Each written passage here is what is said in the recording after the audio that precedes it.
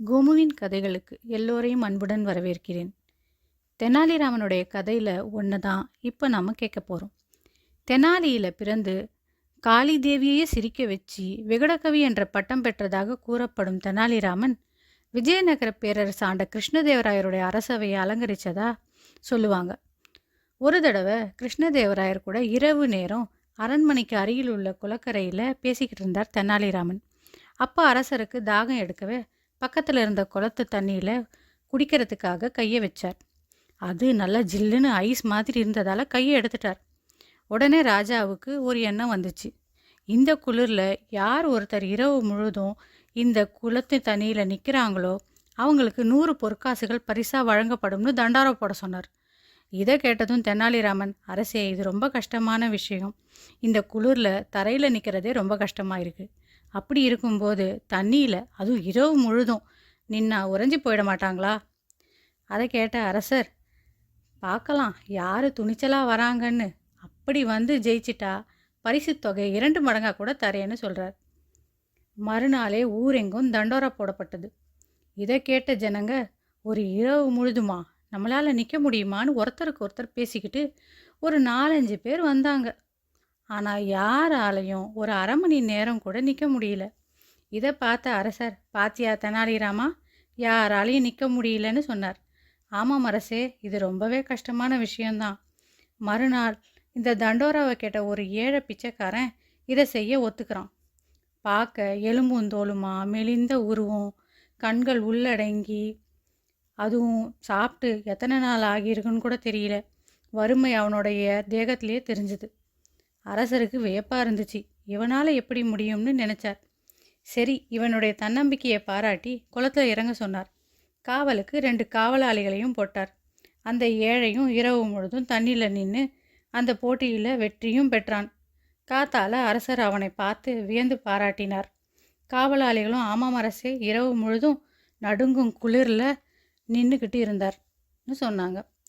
முதல் மந்திரி அந்த பிச்சைக்காரனிடம் இரவு முழுதும் எப்படி நிற்க முடிஞ்சதுன்னு கேட்டார்.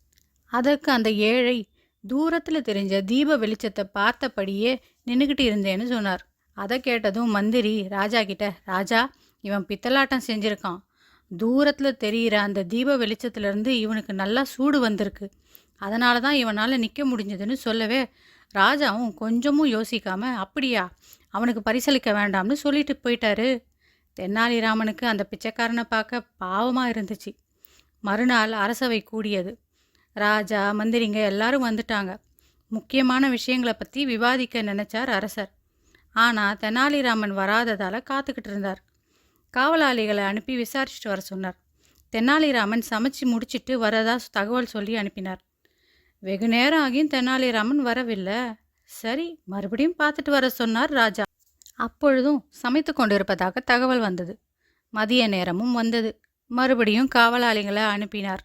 அப்பொழுதும் சமைச்சு கொண்டிருப்பதாக தான் தகவல் வந்தது. ராஜாவுக்கு கோபமும் சந்தேகமும் வரவே அவரே தெனாலிராமன் வீட்டுக்கு போனார். அங்கே போய் பார்த்தா கீழே எரியிற அடுப்பும் அந்தரத்தில் அரிசி பானையும் தொங்க விட்டிருந்தார் தெனாலிராமன். அரசருக்கு ஒன்றும் புரியல. ராமா, என்ன செய்கிற நீ என்று கேட்டார். அதற்கு ராமர், அரசே, நானும் விடிய காலையில் இருந்து இப்போ வரைக்கும் சமைச்சிக்கிட்டு இருக்கேன். ஆனால் அரிசி பானையில் ஒரு சின்ன கொதி கூட வரமாட்டேங்குது, ஏன்னே தெரியலன்னு சொன்னார். அதை கேட்டதும் ராஜாவும் மந்திரிங்க எல்லாம் சேர்ந்து சிரிக்க ஆரம்பித்தாங்க. அடுப்பு கீழே வச்சுக்கிட்டு பானையை மேலே கட்டினா எப்படி சாதம் வேகும்? அந்த பானைக்கு சூடு கொஞ்சம் கூட போயிருக்காதுன்னு சொன்னாங்க. அதை கேட்ட தெனாலிராமன், இல்லை இல்லை, நேற்று அந்த ஏழைக்கு குளிர்ந்த தண்ணியில் நிற்கும்போது தூரத்தில் இருந்த விளக்கு வெளிச்சத்தில் இருந்து அவ்வளவு சூடு கிடைக்கும்போது நான் அடுப்பை பானைக்கு கொஞ்சம் கீழே தான் வச்சுருக்கேன். அப்போ எவ்வளவு சீக்கிரம் வெந்திருக்கணும் சாதம்? நீங்களே சொல்லுங்க ராஜான்னு அரசரிடம் தெனாலிராமன் கேட்டது அரசருக்கும் மந்திரிக்கும் அவர்கள் செய்த தவறு புரிந்தது. தெனாலிராமனிடம் மன்னிப்பு கேட்டு அந்த பிச்சைக்காரனை அழைத்து அரசர் தன் தவறுக்காக 300 பொற்காசுகள் பரிசாக கொடுத்தார். இதுவே தெனாலிராமனின் புத்தி சாதுரியமாகும். மீண்டும் சந்திக்கலாம். நன்றி.